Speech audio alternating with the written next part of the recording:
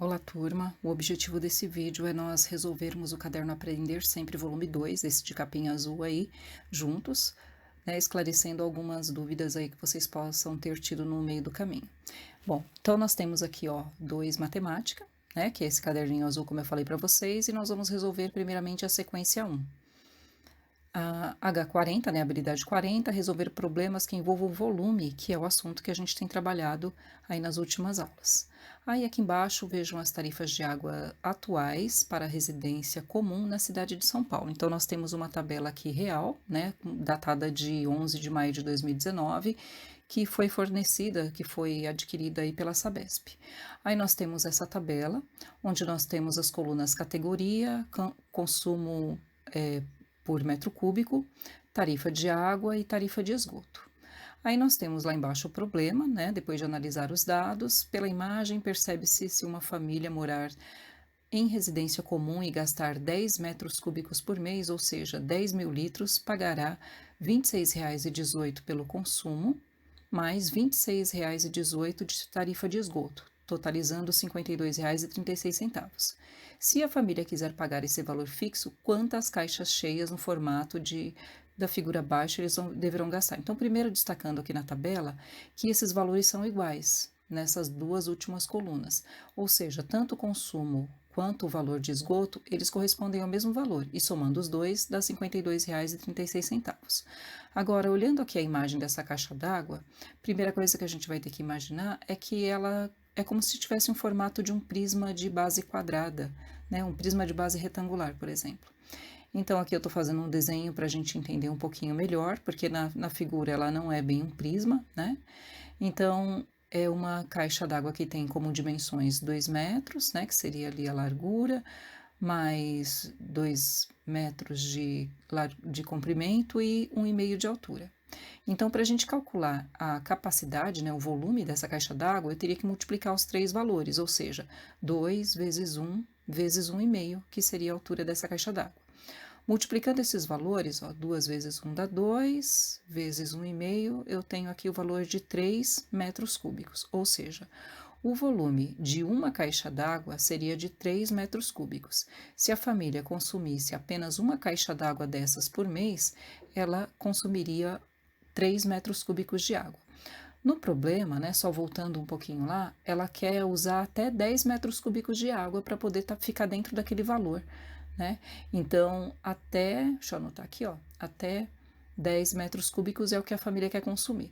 Então, a pergunta é, quantas caixas d'água ela terá que utilizar para chegar só até os 10 metros cúbicos? Não pode ultrapassar esse valor. Então, acho que aí dá para fazer. Vamos pensar no segundo, que é um problema aqui do Saresp. Na figura seguinte, cada cubinho que compõe o cubo mágico possui um volume de 1 centímetro cúbico. Então, se a gente pensar em cada um desses cubinhos aqui, esses pequenininhos, eles têm uma aresta de 1 centímetro. Ou seja, a aresta do cubo grande equivale a, vamos contar aqui, 1, 2, 3, 4, 5, 6 centímetros seria a medida da aresta desse cubo. Então, isso significa que para a gente calcular o volume, a gente teria que multiplicar ainda pelas outras duas dimensões, né, desse cubo. Ou seja, eu teria que multiplicar 6 vezes 6 vezes 6 para obter a capacidade total desse cubo, que aí vai dar uma dessas opções aqui. Vamos para o próximo problema. Uma garrafa PET de 2 litros equivale a um volume de 2.000 ml. Pretende-se enchê-la com um copo de 250 ml.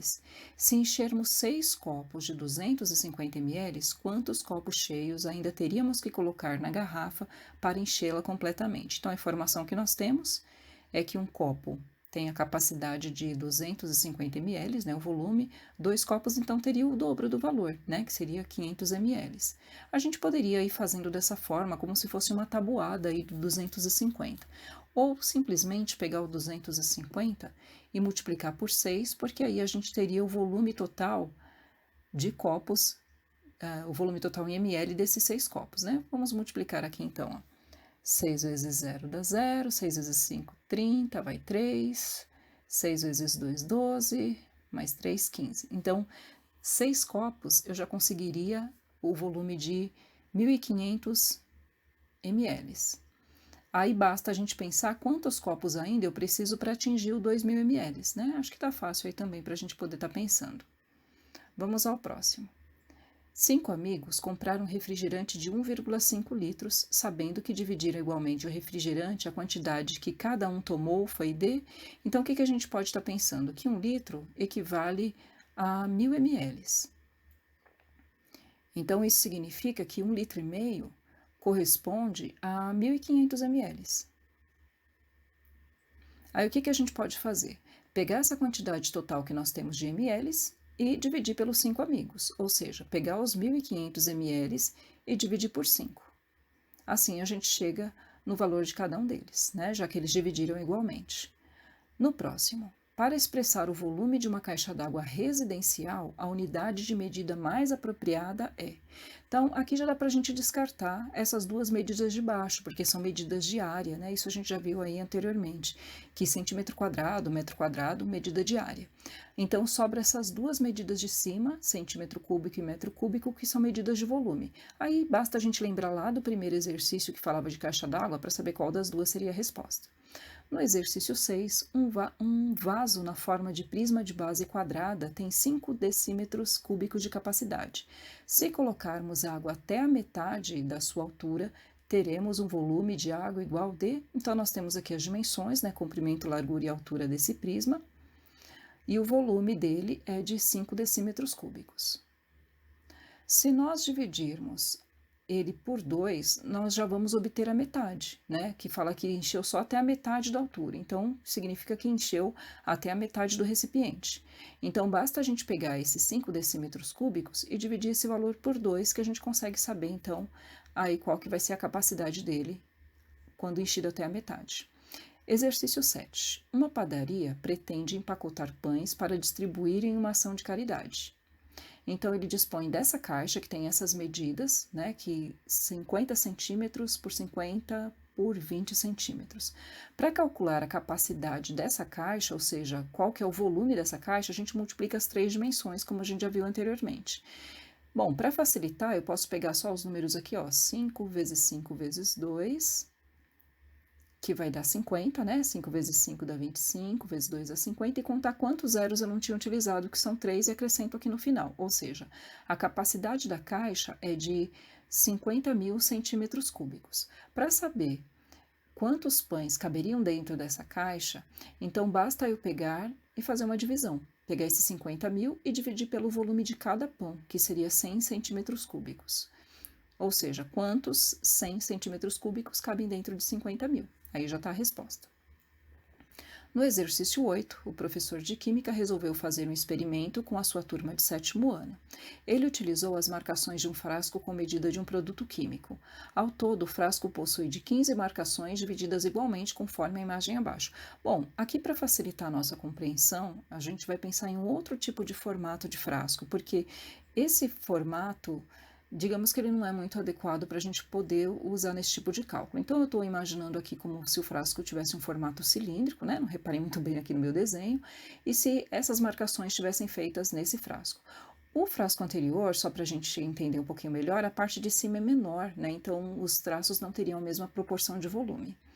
Bom, então, eu tenho aqui um volume total de 600 ml, né? O nosso frasquinho ali desenhado, ele tem um volume total de 600 ml. E o que a gente vai estar imaginando? Que essas marcações são feitas no nosso frasquinho desenhado. Então, eu vou pegar esses 600 ml e dividir nas 15 divisões que foram feitas, né, nas marcações. Então, vamos fazer aqui o cálculo para ver como é que isso ficaria. Ó, 600 e vou dividir pelas 15 marcações. Vou obter aqui, deixa eu pegar a conta aqui, 60 dividido por 15, que dá 4. Vou abaixar o zero, então, cada uma dessas marcações aí corresponde a um volume de 40 ml. Se a gente observar o desenho, ali nós temos um total de 8 marcações que ainda sobrou no frasco. Então, posso pensar dessa forma, pegar 8 marcações vezes 40, então, o que eu ainda tenho no frasco são 320 ml. Aí, basta, então, eu pegar a capacidade total do frasco, que era 600, e subtrair isso que ele tem. Aí a gente já consegue descobrir quanto que foi usado de líquido pelo professor, né? Ou seja, 600 tirar o 320. Existem outras maneiras de resolver, vocês podem estar utilizando também. A barra de chocolate abaixo tem um peso de 100 gramas. Com isso, quantos gramas pode pesar cada pedaço em forma de bloco retangular? Então, nós temos aqui os dados do chocolate, a barra total é de 100 gramas, e se nós contarmos aqui quantos pedacinhos nós temos nessas divisões, 1, 2, 3, 4, 5, 6, 7, 8 pedaços. Então, se eu pegar essas 100 gramas e dividir por 8, eu já vou chegar em uma dessas opções que nós temos aí. Exercício 10, um exercício também do Saresp. Um recipiente de plástico de forma cúbica tem um volume de 1.331 centímetros cúbicos. Podemos dizer que nesse recipiente cabem, né? Aí nós temos ainda uma informação que 1 litro equivale a 1 decímetro cúbico, mas nós vamos pensar de uma outra maneira aqui também que funciona. 1 litro equivale a 1.000 ml, ou 1.000 centímetros cúbicos. Ou seja, esses 1.331 centímetros cúbicos equivalem a 1,331 litros. Né? Então, usamos essa informação. Se 1 litro vale 1.000 centímetros cúbicos, 1.331 centímetros cúbicos equivale a 1,331 de litros. Aí, basta olhar nessas opções e ver qual delas melhor se encaixa.